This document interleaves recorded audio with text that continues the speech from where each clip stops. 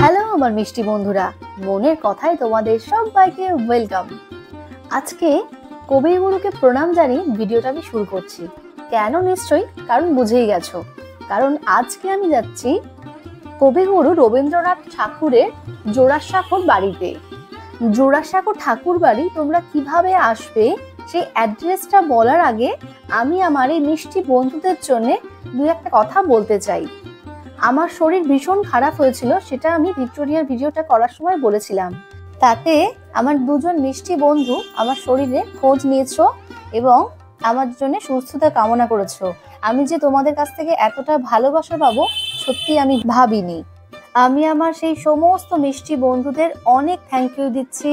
তোমরা যারা আমার ভিডিওটা দেখছো, আমাকে অনেকটা ভালোবাসা দিচ্ছ, সাপোর্ট করছো এবং তোমাদের জন্য আমি রোজ মোটিভেটেড হচ্ছি।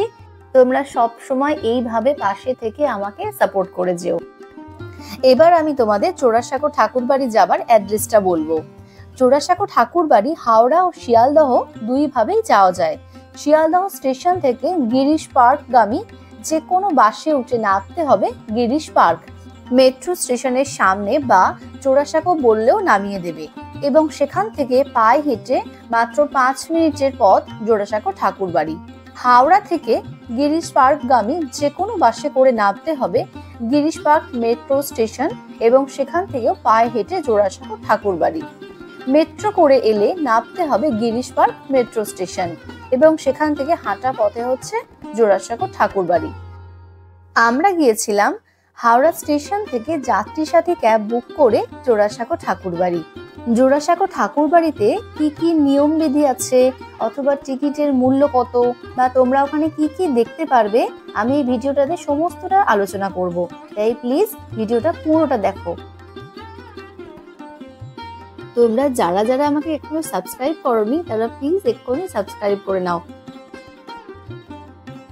আমি পৌঁছে গেছি জোড়াসাঁকো ঠাকুর বাড়ি। জোড়াসাঁকো ঠাকুর বাড়িতে তোমরা ঢুকেই প্রথমে দেখবে ডান দিকে একটা টিকিট কাউন্টার আছে এবং সেখানে গিয়ে টিকিট কেটে নিতে হবে। টিকিটের মূল্য হচ্ছে মাথা পিছু 20 টাকা।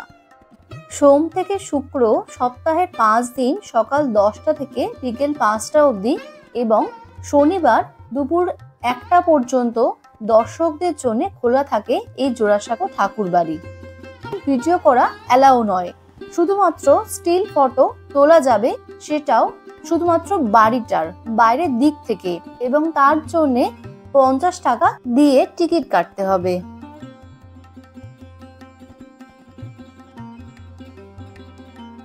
জোড়াসাঁকো ঠাকুর বাড়ি হচ্ছে বাঙালিদের কাছে একটি আবেগ, একটি প্রেম, একটি ভালোবাসা। জোড়াসাঁকো ঠাকুর বাড়ি বলতে গেলেই প্রথমে বলতে হয় রবীন্দ্রনাথের পূর্বপুরুষ নীলমণি ঠাকুরের কথা। 1874 সালে নীলমণি ঠাকুর এই জমি গৃহদেবতা লক্ষ্মী জনার্দন জিউয়ের নামে দেবত্ব সম্পত্তি হিসেবে লাভ করেছিলেন। বৈষ্ণবচরণ শেঠের কাছ থেকে তিনি এখানে গড়ে তোলেন ইমারত। নীলমণি ঠাকুরের দ্বিতীয় পুত্র রামমণি ঠাকুরের দ্বিতীয় সন্তান ছিলেন দ্বারকানাথ ঠাকুর।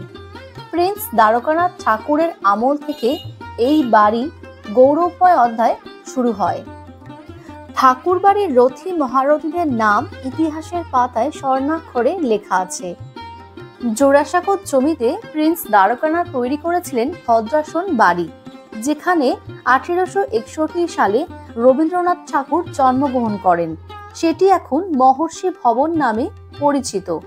1823 সালে পাশ্চাত্যের অতিথিদের জন্য দ্বারকানাথ বৈঠকখানা বাড়ি নামে আরেকটি ভবন তৈরি করেছিলেন। গিরীন্দ্রনাথ ঠাকুর তাতে পরিবার নিয়ে বাস করতেন। গগেন্দ্রনাথ ঠাকুর এবং অবনীন্দ্রনাথ ঠাকুর সেখানে থাকতেন ও শিল্প চর্চা করতেন। 1897 সালে মহর্ষি ভবনের পশ্চিমে বিচিত্রা ভবন তৈরি করেছিলেন স্বয়ং রবীন্দ্রনাথ ঠাকুর। স্বাধীনতার পর জোড়াসাঁকো ঠাকুর বাড়ি অধিগ্রহণ করে পশ্চিমবঙ্গ সরকার। 1962 সালে স্থাপিত হয় রবীন্দ্র ভারতী মিউজিয়াম। গোটা ঠাকুর বাড়ি জুড়েই সংগ্রহশালা গড়ে ওঠে। এই বাড়িতে জন্মগ্রহণ করেছিলেন রবীন্দ্রনাথ ঠাকুর। এখানে কেটেছে তার শৈশব, যৌবন এবং পরবর্তী কালেও অনেকটা সময় তিনি এই বাড়িতে থেকেছেন। বিশ্বকবির মহাপ্রয়াণও হয় এই বাড়িতেই। কবিগুরু যে গাড়িটি চড়তেন, এবার তোমাদের সেই গাড়িটাকে আমি দেখাবো। আর তার সাথে এটাও দেখাবো যে শিক্ষক মশাই এলে কবিগুরু কোন সিঁড়ি থেকে দেখে চাকরদের ঘরে গিয়ে লুকিয়ে থাকতেন, সেই জায়গাটিও তোমাদের এখন আমি দেখিয়ে দেবো। সেই সিঁড়ি যেখান থেকে কবিগুরু দেখতেন যে তার শিক্ষক মশাই আসছেন।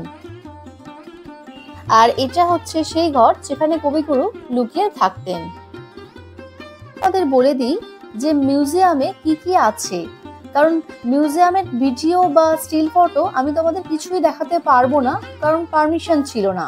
কিন্তু নিজে স্বচক্ষে দেখলে খুব ভালো লাগবে। বাড়ির দ্বিতীয় তলা থেকে শুরু হচ্ছে জাদুঘর। প্রধান দর্শনীয় ঘরের নাম হচ্ছে রবীন্দ্র প্রয়াণ কক্ষ। শান্তিনিকেতন থেকে এসে এই ঘরে বিছানাতেই রবীন্দ্রনাথ ঠাকুর শেষ নিঃশ্বাস ত্যাগ করেছিলেন। সেই বিছানা ঘেরা রয়েছে কাঠের বেষ্টনীতে। এই বাড়িতেই কবির সঙ্গে থাকতেন কবি পত্নী মৃণালিনী দেবী।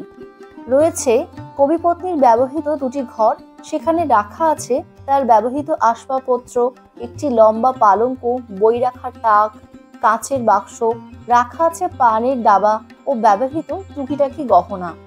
রয়েছে বেতের চেয়ার টেবিল, যেগুলো ব্যবহার করতেন ঠাকুর পরিবারের সদস্যরা। পরের ঘরটিতে রাখা আছে কবির ব্যবহৃত পোশাক ও তার নানান বয়সের ছবি।